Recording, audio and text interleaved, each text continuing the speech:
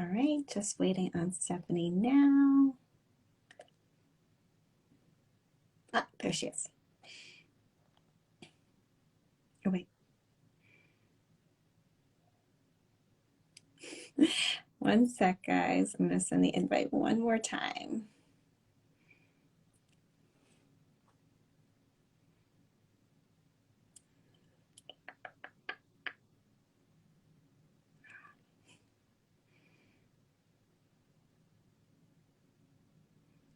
I think I did it wrong the first time. Why isn't this working?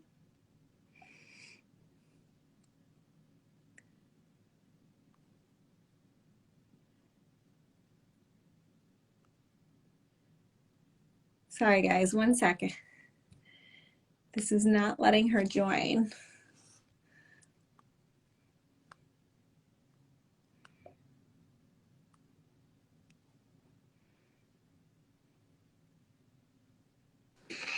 Oh, there she is. Hi. How are you? I am good. I've been sick the past couple days, but all of a sudden this afternoon I feel a little bit better, which is so nice because I was a little worried we'd have to cancel this, but it came out perfect, so we're good. Oh, good. No, I'm glad that you could join because I felt bad that I had to move it a couple times, so I'm so glad that we could finally do this. Fine. Yeah, I'm excited. I think it's such an important topic, and I'm excited to chat with you about it. Yeah. So, why don't you kind of start with kind of who you are, what you do? Obviously, we're going to talk a little bit more about like both irregular and like totally missing periods today, especially in active women and athletes. But I'd love to kind of start with an introduction from you. Sure. Yeah. So my name is Stephanie. I am a sports dietitian, and I specialize in helping high school and collegiate athletes prevent underfueling and really take their game to the next level with nutrition. I was that high school athlete who really struggled with eating enough and competing at a really high level, and I just couldn't figure out how to make it all work. But once I did and really found that flow with nutrition, it was a game changer. And so really I've made it my mission now to help athletes going through that same thing so they can prevent all of those injuries and changes in their menstrual cycle and things along those lines. Yeah, it can be such like a slippery slope for some people, especially like active women and athletes. I think especially at the high school level too, because they're kind of like just getting into their sport. They might just be kind of like increasing in competitiveness and training and things like that. What do you see specifically with like high school athletes that puts them like at higher risk for these types of issues? Yeah, the biggest issue is skipping meals. I've actually been talking to a few athletes today about that very thing, just not being consistent. And breakfast is normally the first thing they cut out. Like they would rather hit snooze than have breakfast. And, I think the biggest thing is like, well, I don't like breakfast foods, or I don't have time. And there are plenty of quick, non-traditional options for you to stay fueled. And so I think the biggest thing is just skipping meals and then missing opportunities to fuel their bodies, their health, and their wellness. So that's kind of the big. Yeah, I totally agree. And I think too, there's always a big misconception between like, well, I'm skipping breakfast because I'm not necessarily hungry. Like, why do I need to eat when I'm not hungry? Right. And then two, to put on top of it, I don't know if you've heard this from like your high school athletes, and luckily things are probably changing in this realm, but like the mask wearing at school, it's not like they can have something once they get to school. Right. So then like if their lunch isn't until like noon or 1 or 2, since high school lunches are so crazy, like then we're waiting so long because it's not even like you can sneak something in between periods. Right, right. And some of them have lunch at 10 or 10:30. That's brunch. Yeah. Huge gap. It's such a huge gap. So I really feel for them. And we've had to be really strategic. I don't know about you and what you've done, but we've done like smoothies in water containers with straws to try to get them to have more during school. Like we've had to be incredibly creative to get everyone full with COVID and different fueling policies. No, definitely. So what would you say like some other things are? Obviously we know that kind of hypothalamic amenorrhea and like irregular periods are more common in certain sports. Like are there certain athletes or level of athletes in terms of competitiveness, excuse me, that you find this issue coming up with more often? Yeah, I don't know if it's a level as it is more of a time, like an age. So really, once we all start to hit that developmental, those big milestones, so between like 12 to 13 and 15 to 18, when we're all kind of in those different stages of puberty and development. And I think that's really when a lot of these thoughts around, fueling, am I eating too much? Am I eating not enough? Should I be eating certain things? They all start to come about because everyone's starting to look different. And some of my Mhm. like, oh, I'm comparing myself to my teammate, or I'm comparing myself to a friend. And a big part of my program is really, be healthy and competitive all at that same time. So I think it's an age thing that I've really seen as a big issue. What about you? hmm No, that's so true. I think like the age is it's just a hard age in general, right? Like whether you're an athlete or whether you're just, you're interested in starting to get active. So like your interests are changing. I also think one thing that's so confusing about this age is, right, everyone kind of gets their period at a different age. Mhm. And so like, when are we actually seeing a concern, or when are we just seeing like normal puberty change, or I don't want to say changes, but like the normal course that like your cycle would Yeah. take even when you are well fueled, right? Like I Yeah. know they typically say that like it takes probably a year, usually like a year, for like your cycle to kind of normalize. And there's some athletes out there that aren't going to get it naturally until 15 or 6, or like just on the cusp of 16, and then there's some that should be getting it earlier. And who, like, when is fueling getting in the way and when is not? And I feel like that's not necessarily a risk factor, but I think it's a big source of confusion in this population. It definitely is. And there's so many factors that go into it, right? There's genetic and family history. And that's why I always ask, like, because sometimes I'll have a 15-year-old who is late, but I'm like, well, when did your sisters and your mom get it? And if they didn't get it till they were 16 or 17, maybe it's kind of that family pattern. Whereas if everyone in your family gets it when they're 12 or 13 and now you're 16, we've got a bigger risk for amenorrhea and underfueling and REDS. And so we want to look at not just your training, but also your overall performance in general. It's really, we're looking at everything. We're looking at injury risk, looking at, menstrual cycles and family history and what you're eating from day to day. And are you skipping meals and being consistent? All of these things come together into making one healthy human, or figure out if you're underfueling or not. Exactly. And I think to your point too, like that's where it's so important at this age, because there are all these changing factors, to kind of like, be talking about like a healthy relationship with food, and be talking about like a healthy relationship with your body, to make sure that like strong foundations in place, that all right, whenever it's supposed to happen, it's happening. When, you know what I mean? As long as those things are in place, like it's happening on the right course, and kind of trying to get athletes to think about those things earlier, so we can be as proactive as possible at avoiding these issues from coming up.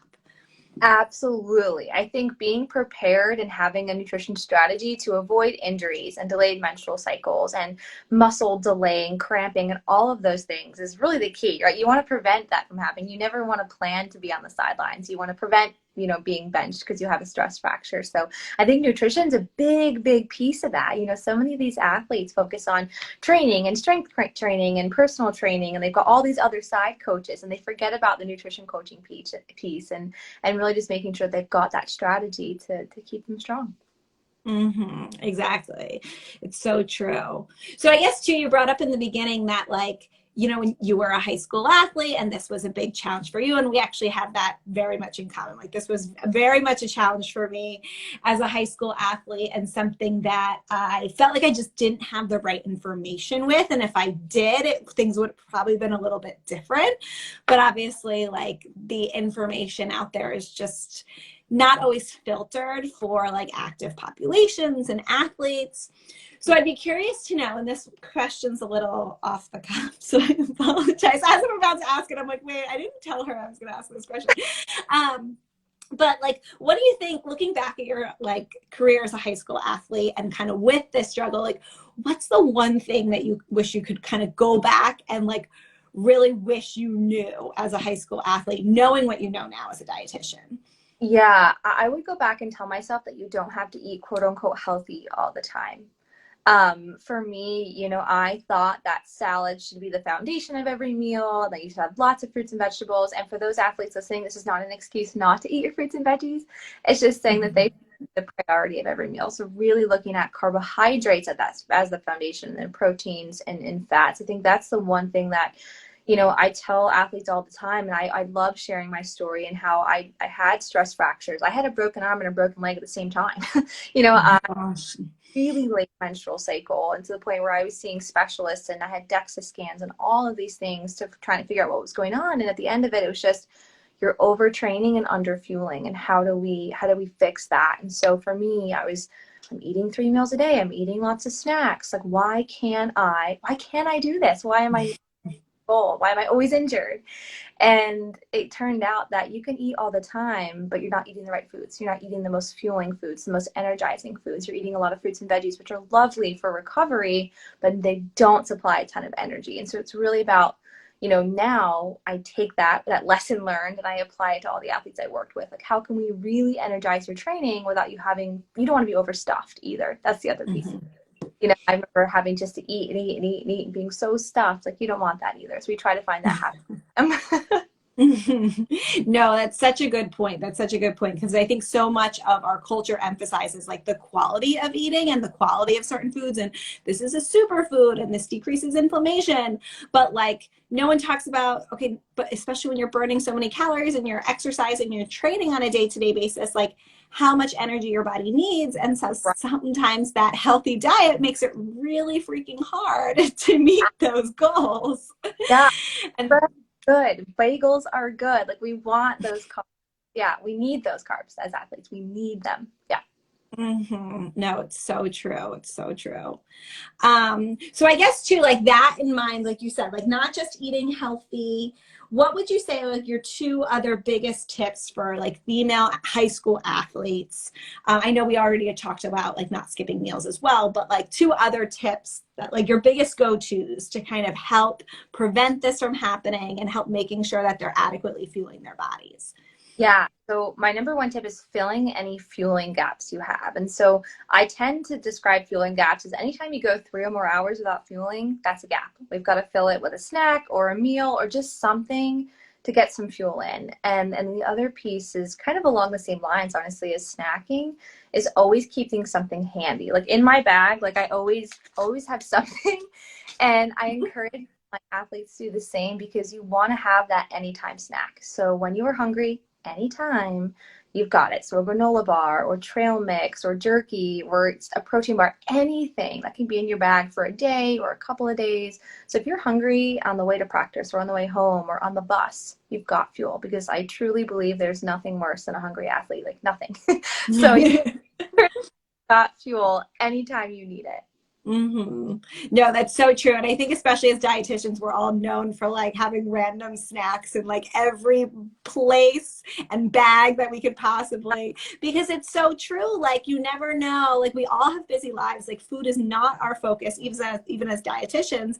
And we're always going to get stuck in that crunch where either we're hungrier before we expected to be, or it's going to be longer until our next meal, or, you know, our workout was harder than I expected to be. So now we're kind of like, oh gosh, like I didn't expect to be hungry until dinner, but here I am like an hour before, and we don't have access to a kitchen. So I totally agree. Like the backup snack, I feel like is huge, and something non-perishable that you can like stick in your bag that even if it's smushed, it's still good. And that way you're never like kind of stuck. Yeah, exactly. Oh, you have to have that anytime snack for sure. I always joke that that's why like the PB&J is just like such a classic, because like again it's a little bit more perishable than bars, but at the same time like it can still get smushed and be pretty good like the next day, and you know it's at least an option. Yeah, a little bit of strategy. The peanut butter on the outside, jelly in the middle. It doesn't get as soggy. Like they're definitely Right. strategies to the PB&J. Exactly. I feel like as sports dietitians especially, we can probably talk PB&J all day long in terms of the benefits and the ways to make it the best sandwich ever. So let's see. So any questions that I didn't ask so far that you think would be helpful for people to know? I think, you know, I was actually I just had a call earlier today kind of talking with an athlete, and one thing she shared was just some of the guilt and negative feelings around certain foods. I'm not sure, you know, I'm sure you hear this actually a lot too, you know, working with athletes is I can't have this, it's unhealthy, or I can't have that. Like there are no can'ts when it comes to food. Like, you can have whatever you'd like. There's just a time and a place and a portion, right? You're not going to have a huge sundae right before you hit the field or hit practice. Later in celebrating a birthday, like, girl, go have that sundae, And so I think it's just about, finding that balance, and there's no good and bads. It's just about timing and place. And not feeling those guilt or putting those rules around food. That's something I see a lot, and I work a lot with my clients. It's just kind of erasing those rules and allowing yourself to be more intuitive and open to fun experiences when it comes to food. Yeah, I totally agree. And I think, unfortunately, with some of the direction that some of the sport and fitness culture has gone, saying certain foods are off limits and things like that become a little bit more prevalent. I don't want to say prevalent, but it's not uncommon, let's call it. So I think it's so important, just being a source of non-diet nutrition to our athletes, reminding them nothing needs to be off limits. Nothing is going to make or break your training. It's all, and it will actually help your training because it's going to help meeting those needs easier for you. So I think that's such a good one, because I think it's just too common in our society and happens a lot that athletes feel the need that they can't have sugar, or they can't have white carbs, or they can't have gluten, or whatever it might be, and it's demonized, and then it becomes harder to incorporate it back into their diet when they're trying to eat more of it. That's exactly right. We have to remove the stigma. There's no bad foods, just timing, places, and portions. So it looks like we got one more question. So any advice on how to get started in terms of private practice with athletes?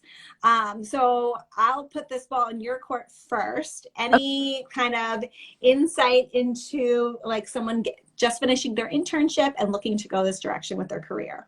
Yeah, first of all, I love this. I think there always should be more dietitians in the world. I'm a big advocate of interns and helping started. So I love this.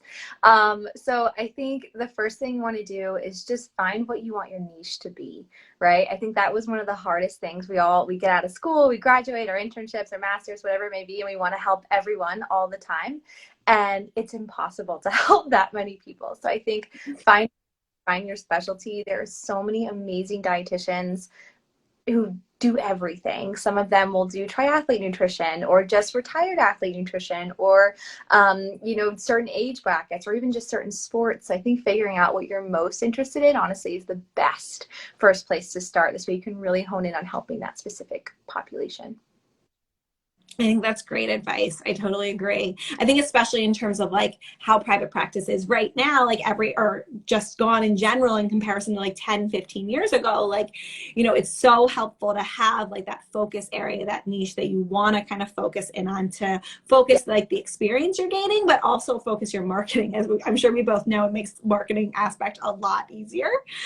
I would say in terms of my advice is, it's so helpful to gain experience. And I think it's important to keep in mind that sports nutrition experience, if you want to work part-time or work with local colleges or high schools as you're building your private practice, it's so important to just work with active individuals in general to kind of start implementing that sports nutrition experience, because it can get a little bit harder getting in front of professional athletes or college level athletes, things like that, really getting some experience just working with active individuals in general, whether they are formally athletes or recreational athletes, and kind of being able to talk about the topics in terms of the importance of carbs, the timing of protein, all of those things. So you just kind of are able to know it like the back of your hand by the time you start working with clients more formally in your private practice.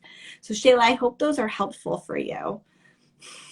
Anyone else have any questions? Let's see. All right, probably not. We can always circle back if they do. But let's see, any last things that you want to chat about, Stephanie, before we finish up? Yeah, I would say, when it comes to, if you are an athlete who is struggling with recovering their period or maintaining your period or just regulating your period, you don't have to do it alone. Reach out to help. There are so many amazing sports dietitians who specialize in helping you recover from underfueling and really bring up that energy availability. So I highly recommend reaching out for help. You do not have to do it. Yes, exactly. It can be so confusing. There can be so much different advice. So it can be so easy when you have that system of support around that can help you get where you need to be more quickly. Um, so Shayla had one last question. Any book recommendations for sports nutrition? What Oh, about you, Stephanie? This is yeah. always a hard one. Yeah. There are so many great ones online, honestly. I just moved offices, so I don't have all my books here, but the big yellow book is always a great one to start off with. Honestly, a lot of your textbooks that you get in college are great foundational sources and just going on, but remembering that sports nutrition research is always changing and growing, and so just keeping on top of the research is honestly the most helpful, and CPSDA is a wonderful source for a lot of that. I totally agree. I think like it's so hard, like the research is always changing. There's always new information coming out, especially in regards to like REDs and low energy availability and these types of issues. So I feel like being a member of CPSDA, especially because their member rate is very reasonable as well. And their research library is awesome. Like you don't necessarily need textbooks if you have access to that research library to start off.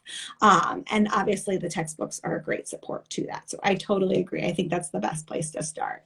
So it looks like we have one more question. So how to include more calories in your diet in order to gain weight? Stephanie, why don't you take this one to start too? Awesome. So I always look at energy density. So we want to look at ways like how can we add more energy without adding a lot of volume to your day, right? Because you could eat a lot more food to eat more, reach those energy needs, but then you may be really stuffed at practice and not really be performing well, which is kind of counterintuitive. So when we talk about energy density, think about like almond milk versus whole milk or even low fat milk, right? Almond milk doesn't have much protein, doesn't really have much energy to it at all. Or if you can pivot to even a soy milk or a low fat or a whole milk, you get a lot more energy that way in that same glass of milk. And so just things like that, drizzling olive oil on your veggies or adding a slice of cheese to a sandwich where you normally wouldn't, just adding healthy fats throughout the day is one of the easiest ways to increase that energy availability for your body. I totally agree. I think like that volume aspect is huge, right? Oftentimes, athletes are filling up on or athletes who are trying to eat healthy, I should say, they're filling up on vegetables, things like this. And this is taking up like prime space to get those calories in. So like in addition to what Stephanie said, something that I'll typically suggest is also like putting a cap on like your fruits and vegetables.